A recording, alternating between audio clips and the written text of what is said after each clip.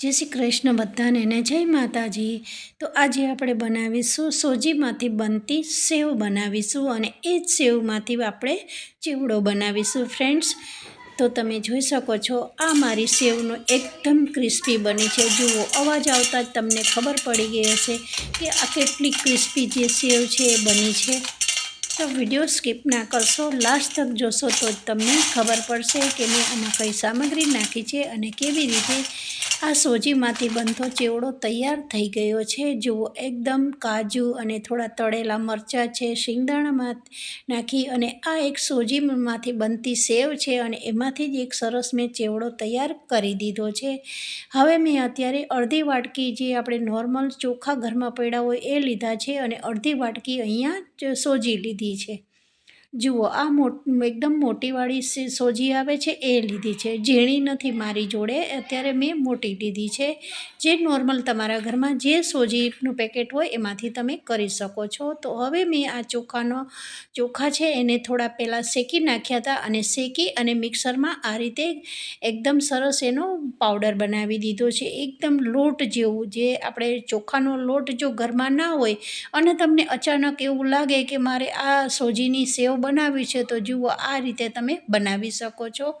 તો મેં ચોખા અડધી વાટકી લઈ અને એને શેકી નાખ્યા હતા, શેકી અને મિક્સરમાં આ રીતે ક્રશ કરી દીધા છે અને એનો સરસ આ રીતે લોટ જેવું મતલબ પાવડર બનાવી દીધો છે।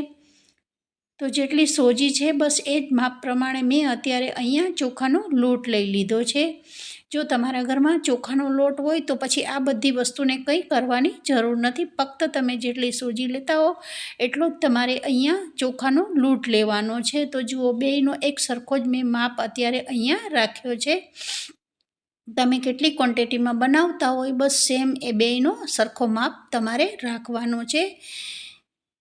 તો આ બેયનો સેમ આપણે સરખો માપ રાખી અને હવે આપણે અહીંયા બીજી પ્રોસેસ કરીશું। હવે મેં અત્યારે ફરી એના એ મિક્સર ગ્રાઇન્ડરમાં આપણે સોજી મારે મોટી હતી એટલે મારે આને થોડી એકદમ ઝીણી કરી દેવાની છે।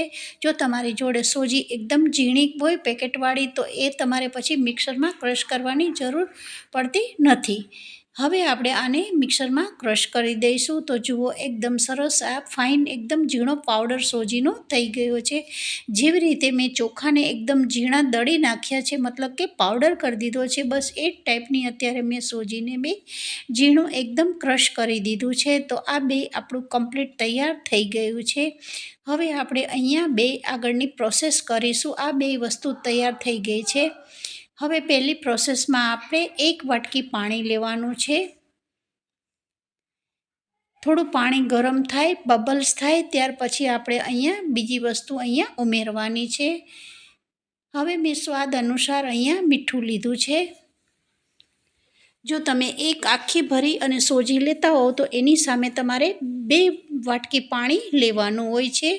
અહીંયા મેં અત્યારે 1 ચમચી જેટલું તેલ નાખ્યું છે। હવે મીઠું અને તેલ નાખ્યું છે પાણીમાં, એને સારું એવું મિક્સ કરી દેવાનું છે, મતલબ કે થોડું પાણીને ઉકાળવાનું છે જેથી કરી અને મીઠું અને પાણી જે તેલ નાખ્યું છે એકદમ સરસ મિક્સ થઈ જાય। હવે મેં સોજીને આ રીતે પાણીમાં બસ આ રીતે નોર્મલ નાખી દીધી છે, આમાં મેં કંઈ ચલાવ્યું નથી સ્પેચ્યુલાથી, બસ એમને રહેવા દીધી છે। અને હવે આપણે આનું ઢાંકણું ઢાંકી અને 2 થી 3 મિનિટ માટે સિજવા દેવાની છે।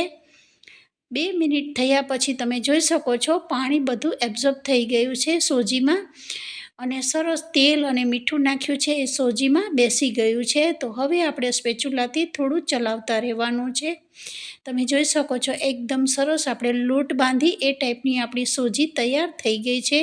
સોજી થોડી સોફ્ટ થઈ ગઈ છે અને મતલબ કે એકદમ સરસ એમાં આમ સિજાઈ ગઈ છે। તો હવે આને ઠંડી થવા દેવાની છે। જુઓ ઠંડી થઈ ગયા પછી આપણે હવે એક બાઉલમાં આને કાઢી લેવાની છે, કારણ કે આપણે સેવનો લોટ બાંધવાનો છે અને હાથથી થોડુંક આ રીતે છૂટું કરી દેવાનું છે ઠંડુ થયા પછી। તો એક એક દાણો તમે જોઈ શકો છો સોજીનો અલગ અલગ થઈ રહ્યો છે।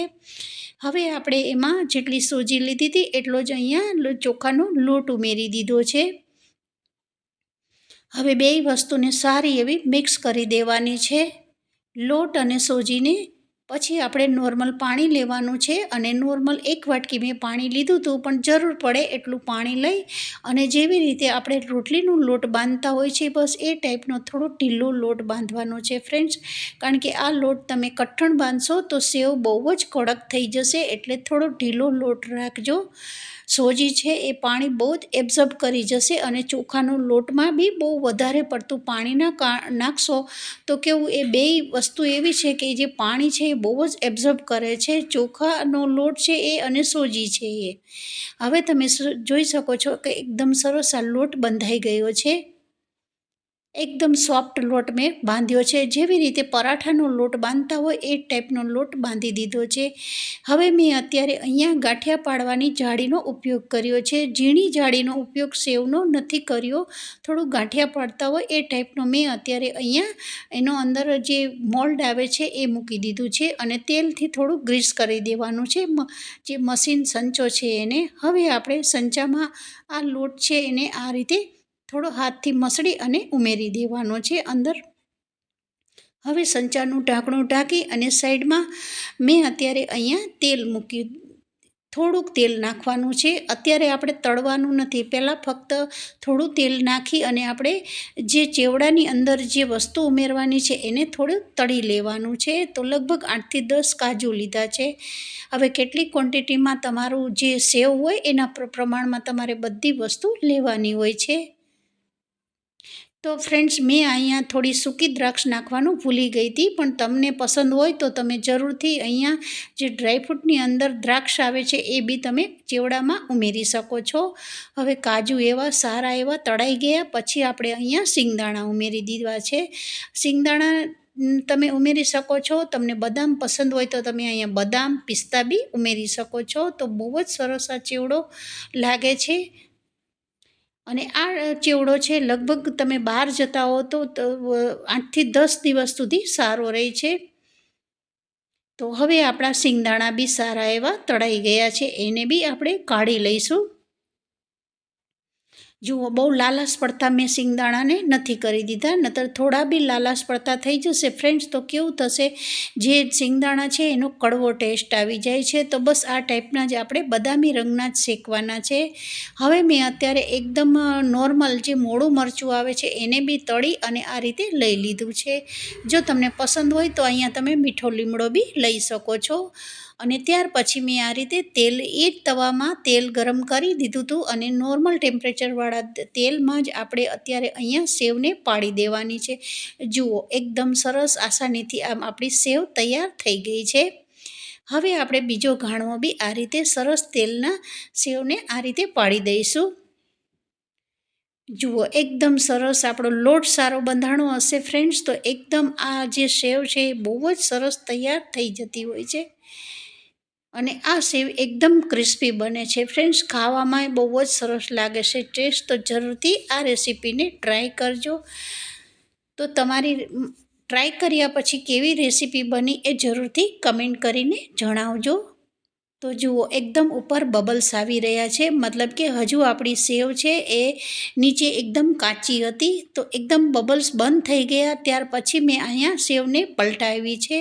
તમે જોઈ શકો છો. જુઓ, એકદમ વ્હાઈટ આપણી આ જે સેવ તૈયાર થઈ ગઈ છે. જુઓ, એકદમ થોડી લાલાશ પડતી બી છે. તો હવે આપણે અહીંયા જેટલું સંચામાં બીજું જે આપણો લોટ છે એની આ રીતે આપણે ફરી સેવ પાડી દઈશું. અને જો છોકરાઓ સ્કૂલે જતા હો તો એને બી તમે સ્કૂલમાં આ રીતે લંચ બોક્સમાં આ ચેવડો આપી શકો છો. અને એક ડબ્બો ભરીને બી તમે ઘરમાં આ રીતે સ્ટોર કરી શકો છો. જ્યારે તમને ખાવાનું મન થાય તો આ એકદમ સરસ ક્રિસ્પી ચેવડો ઘરે તૈયાર થઈ જાય છે. તો બસ આ રીતે બધી સેવને મેં આ રીતે પાડી દીધી હતી. તો જુઓ, આ બીજી બી અત્યારે તળાઈ અને રેડી થઈ ગઈ છે. હવે અત્યારે મેં સેવનો ભૂકો કરી દીધો છે અને જે આપણે તળીને રાખ્યું છે એ વસ્તુ અહીંયા મેં ઉમેરી દીધી છે. અને તીખું ભાવતું હોય તો તમે અડધી ચમચી મેં કશ્મીરી લાલ મરચું છે અને શેકેલા તલ લીધા છે. અહીંયા તમને પસંદ હોય તો વરિયાળી બી લઈ શકો છો. અને 2 ચમચી જેટલી દળેલી ખાંડ નાખી છે, જે ખાંડને મિક્સરમાં ક્રશ કરી અને એનો પાવડર બનાવી દેવાનો છે. બસ આ રીતે ગરમા ગરમમાં જ આ પ્રોસેસ કરવાની છે. જ્યારે સેવ બની જાય ત્યારે થોડી હાથથી ભૂકો કરી દેવાની અને પછી બધી વસ્તુ ઉમેરી અને ગરમ ગરમ હોય ને ત્યારે જ આ વસ્તુને ફોલો કરવાની છે. તો એકદમ સરસ લાલ મરચું બી બેસી જશે અને ખાંડને આપણે પાવડર નાખ્યો છે એ બી ગરમ ગરમમાં જ સેવમાં આ રીતે સરસ બધું મિક્સ થઈ જાય છે. તો હવે જે આ તેલવાળી પ્લેટ છે એમાં જ હું ફરી એમાં જ આ ચેવડાને હું લઈ લઈશ. તો છે ને આસાનીથી એકદમ સોજીમાંથી જ બનતી આ સેવ અને એમાંથી ચેવડો સરસ બની જાય છે ફ્રેન્ડ્સ. તો જરૂરથી આ રેસીપીને ટ્રાય કરજો અને અંદરથી તમને હું બતાવું છું કે કેટલો ક્રિસ્પી આ આપણી સેવ છે એ તૈયાર થઈ ગઈ છે. હવે મેં અત્યારે એર કન્ટેનર ડબ્બો લઈ લીધો છે ફ્રેન્ડ્સ, કારણ કે બિલકુલ આવો ડબ્બો હશે તો એમાં લગભગ 10થી 15 દિવસ સુધી બી આ ચેવડો કશું બગડતો નથી. એકદમ ભેજ અંદર જવો ના જોઈએ, તો તમારો ચેવડો બહુ જ સારા લાંબા ટાઈમ સુધી તમે ખાઈ શકો છો. તો આજની રેસીપી આપણી કમ્પ્લીટ તૈયાર થઈ ગઈ છે. વિડીયો પસંદ આવે તો જરૂરથી એક લાઈક કરજો. વધારે વિડીયો પસંદ આવે તો જરૂરથી સબસ્ક્રાઈબ કરી દેજો. તો જુઓ એકદમ આસાનીથી આપણી રેસીપી તૈયાર થઈ ગઈ છે. તો બધાને જય શ્રી કૃષ્ણ.